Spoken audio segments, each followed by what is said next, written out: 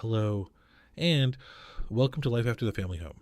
Smart conversations about downsizing and planning the next chapter. Today's conversation is about a question that stops a lot of homeowners before they ever really begin. How do you start downsizing without feeling overwhelmed? Because for many people, downsizing sounds reasonable in theory, practical, smart, maybe even necessary, but then reality shows up. A house full of furniture, closets packed with years of life, drawers filled with things you forgot you even had, boxes in the garage, keepsakes in the spare room, paperwork stacked in cabinets. And suddenly, the idea of downsizing feels less like a plan and more like a mountain. If that sounds familiar, you are not alone. This is something Skip Benton with Coldwell Bankers Select Real Estate in Northern Nevada has seen many times. For many homeowners, the hardest part is not the move itself. It is getting started. Because downsizing is rarely just about belongings. It is about memories, family history, life chapters, good intentions, and sometimes the very real fear that the process will be exhausting. That is exactly why so many people delay it. Not because they are avoiding reality, not because they are doing something wrong, but because the project feels too big to begin. So today, the goal is to make it simpler. If downsizing feels overwhelming, the answer is usually not to do more all at once. The answer is to make the process smaller.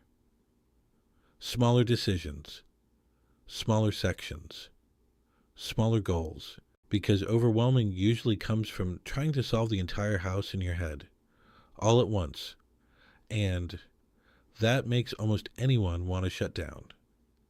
So here's the first shift that helps.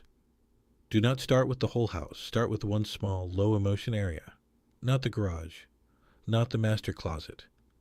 Not the room full of family keepsakes. And probably not the place that has been avoided for the last 10 years. Start easy.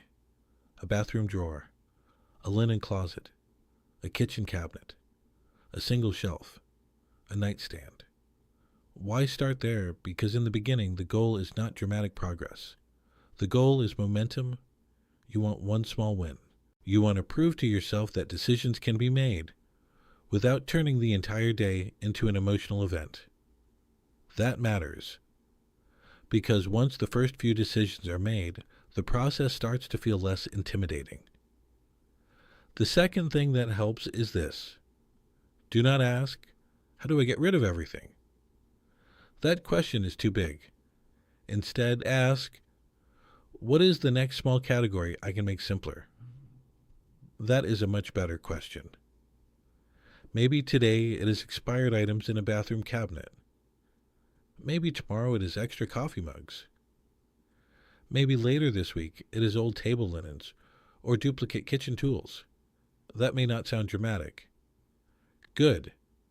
Downsizing works best when it is not dramatic. Steady beats intense.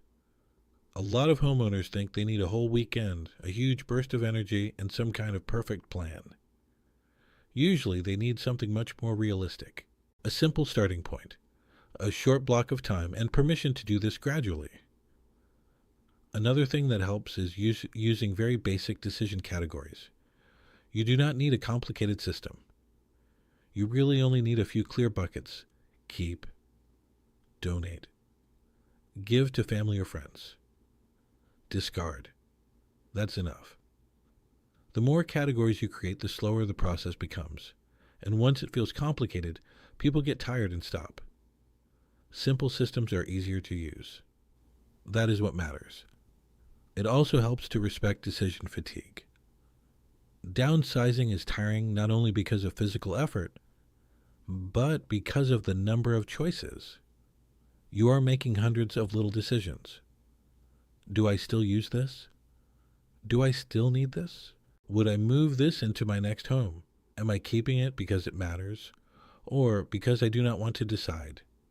That is why shorter work sessions usually work better than long ones. You do not need to spend all day doing this. In fact, that often backfires. A focused 20-minute session can be more useful than an exhausting push that leaves you frustrated and done with the whole process. It is perfectly fine to stop while you still feel good. That is not quitting. That is pacing, and pacing matters. Because for most people, downsizing is not a one-day event. It is a process. Another helpful reminder is this. Not everything meaningful has to stay in the house to stay meaningful. That is important. A lot of the emotional weight in downsizing comes from the fear that letting go of an item means letting go of the memory. Usually it does not. The memory is still there. Sometimes a photo of the item is enough. Sometimes passing it to a family member is enough. Sometimes simply appreciating it one last time is enough. And sometimes the real reason something stays is not love. It is guilt. Guilt because someone gave it to you. Guilt because it cost money. Guilt because you think you are supposed to keep it. That kind of guilt quietly takes up a lot of space. So here's a useful question. Would this item still deserve a place in the next chapter of life? Not, did it matter once? Not, was it expensive? Not, would someone else expect it to stay? Just this, does it still belong in the life ahead? That question creates clarity. Another thing to remember is that downsizing does not require having the entire future figured out. You do not need to know exactly where you are going. You do not need a move date. You do not need every detail in place. You can still begin simplifying, and often that is the best time to start. Because when the process begins, before there is pressure, it feels calmer and more thoughtful. There is a room to pause, room to think, room to make better decisions. That is much better than waiting until a move becomes urgent. This is one reason early preparation matters. Not because anyone needs to rush, but because waiting too long can turn a manageable project into a stressful one, a health change, a financial shift, a family situation, a deadline. When life speeds things up, even simple decisions feel heavier. That is why beginning early is really about giving yourself options. You may not be ready to move, but you can absolutely get ready for a future that feels simpler. And that leads to one more important idea. Downsizing is not only about removing things, it is about creating ease. Ease in daily living. Ease in cleaning. Ease in maintenance. Ease in future decisions. Ease in whatever the next chapter looks like. That's a much healthier way to think about it. Because if downsizing feels only like loss, it will be easy to resist. But if it begins to feel like making life lighter, it becomes much easier to continue. So, if the question is where to begin, here is a very simple answer. Pick one small area. Set a short time limit. Use 4 simple categories. Stop before you are exhausted. Then repeat.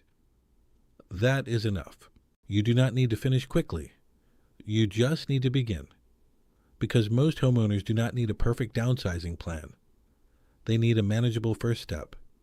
And once that first step happens, the next one becomes easier. Then the next. Then the next. And over time, what once felt overwhelming starts to feel possible. Then practical. Then freeing. So if downsizing has been sitting in the back of your mind, and the thought of starting has felt too big, take that as a sign to make it smaller. Not someday, not all at once, just one drawer, one shelf, one cabinet, one decision at a time. That is how it begins. Thank you for joining this conversation on Life After the Family Home. Smart conversations about downsizing and planning the next chapter. For more guidance, reach out to Skip Benton with Coldwell Banker Select or Real Estate in Northern Nevada.